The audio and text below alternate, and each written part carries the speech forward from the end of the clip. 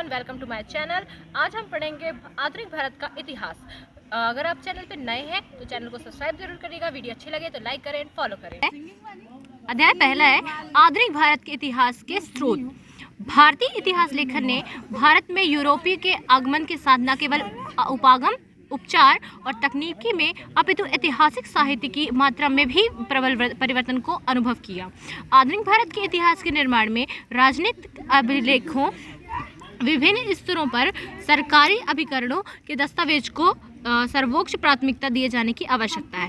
अब पढ़ेंगे आधुनिक भारत इतिहास जानने के स्रोत क्या क्या थे। तो यहाँ पर पहला स्रोत है राजकीय अभिलेख, दूसरा पुरालेखनीय सामग्री, जीवनी, साहित्य, संस्मरण तथा यात्रा वृत्तांत, समाचार पत्र एवं पत्रिकाएं, मौखिक प्रमाण, सृजनात्मक साहित्य, चित्रकला। अब हम देखेंगे कि राजकीय अभिलेख है क्या।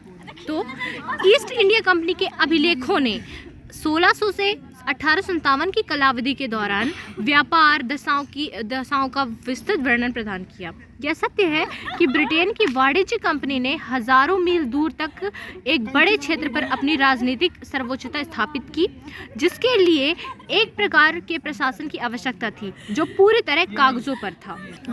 अगर आपको इसमें नोट क्रिएट करना है तो आप इसका स्क्रीनशॉट भी ले सकते हैं। नेक्स्ट पेज पर हम देखेंगे कि प्रत्येक नीति लिखित में होती थी और प्रत्येक व्यवसाय एवं लेन देन, प्रेषण, परामर्श एवं गुप्त पत्रों एवं अन्य प्रचार के माध्यम से होता था। गाइस, हम दूसरा टॉपिक देखेंगे। हमारा दूसरा स्रोत है पुरालेखीय सामग्री, अर्थात लिखित सामग्री में हम पढ़ेंगे कि इतिहास के अन्य भागों की भांति आधुनिक भारतीय इतिहास लेखन में जो पुरालेखित सामग्री का महत्वपूर्ण स्थान है।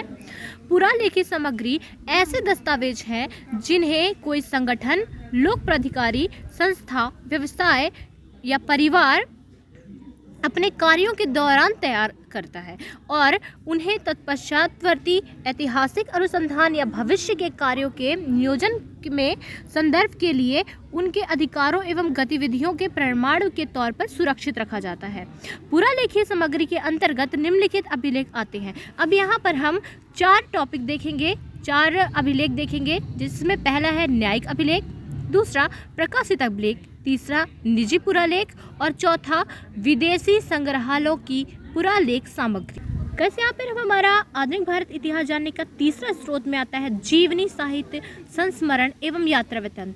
यानी कि जो भी विदेशी यात्री यहाँ पर आते थे और जितने राजा महाराजा वटएवर जो भी रहे होंगे, जिन्होंने अपनी जीवनी लिखी, संस्मरण लिखे और विदेश यात्रा द्वारा यात्रा वृत्तांत लिखे गए, उसके बारे में पढ़े, वो स्रोत कहलाते हैं जीवनी, साहित्य एवं संस्मरण, यात्रा वृत्तांत। ये भी इतिहास जानने के एक बहुत अच्छे स्रोत माने जाते हैं। इसमें हम आगे पढ़ेंगे कि जीवनी, साहित्य, संस्मरण या यात्रा वृत्तांत जैसे समकालीन या अर्ध समकालीन दस्तावेज एवं प्रमाण भी उपलब्ध हैं, जो हमें 18वीं और 19वीं शताब्दियों के मध्य भारत के इतिहास की उपयोगी झलकी प्रदान करते हैं।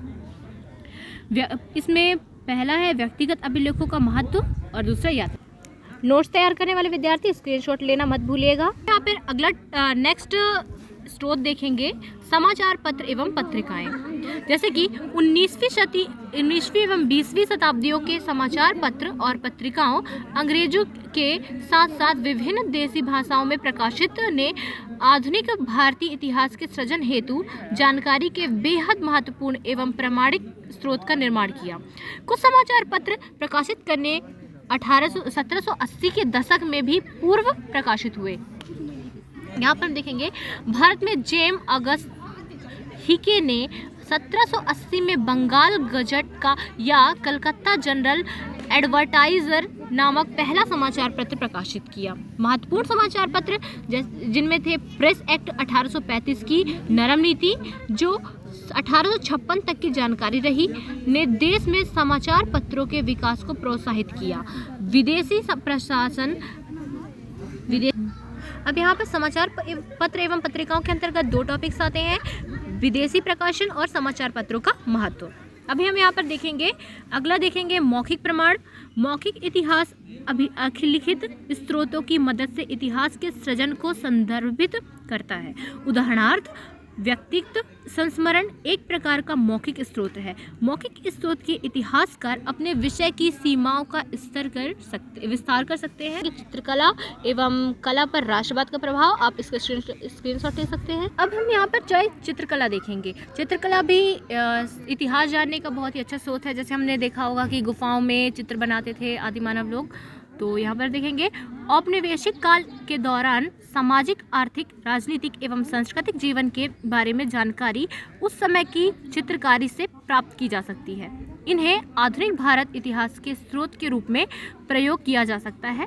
चित्रकला के अंतर्गत स्रोत के रूप में चित्रकला, कंपनी चित्रकला का विकास, 1857 के विद्रोह पर चित्रकारी, काली घाटी चित्रकला, कला स्कूल। तो देखेंगे कला स्कूल, यहाँ पे एक टॉपिक आता है कला स्कूल। ये बहुत ही नोट करने लायक टॉपिक है। ये कला स्कूल है क्या? 1857 के थोड़े समय पश्चात बॉम्बे, कलकत्ता और मद्रास में कला स्कूल खोले गए थे। ठीक है गाइस, और आगे हम नेक्स्ट टॉपिक है हमारा कला पर राष्ट्रवाद का प्रभाव। 19वीं शताब्दी के अंतिम दशक के सृजित नए प्रकार के भारतीय कला का प्रारंभिक प्रेरणा राष्ट्रवादी एवं देशभक्ति थी। भारत में आधुनिक कला आंदोलन के अध्ययन एवं कला इतिहासकारों के लिए महत्वपूर्ण स्रोत है। यहाँ पर नोट करने वाली बात है, छापे खाने का आविष्कार 1460 ईस्वी में गुटनबर्ग नामक व्यक्ति ने जर्मनी के सबसे पहले छापे खाने का आविष्कार किया। गाइस, ये हमारा आज का टॉपिक जो था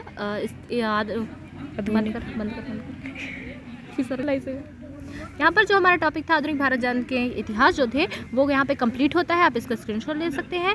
चैनल पे अगर आप नए हैं तो चैनल को सब्सक्राइब जरूर करिएगा, और अगर आप चैनल को सब्सक्राइब कर चुके हैं तो वीडियो को लाइक, फॉलो और सब्सक्राइब जरूर करिएगा, जिससे हमें आगे की जानकारी के बारे में आप अपडेट होते रहें और ऐसे ही मज़ेदार वीडियो पाते रहें। थैंक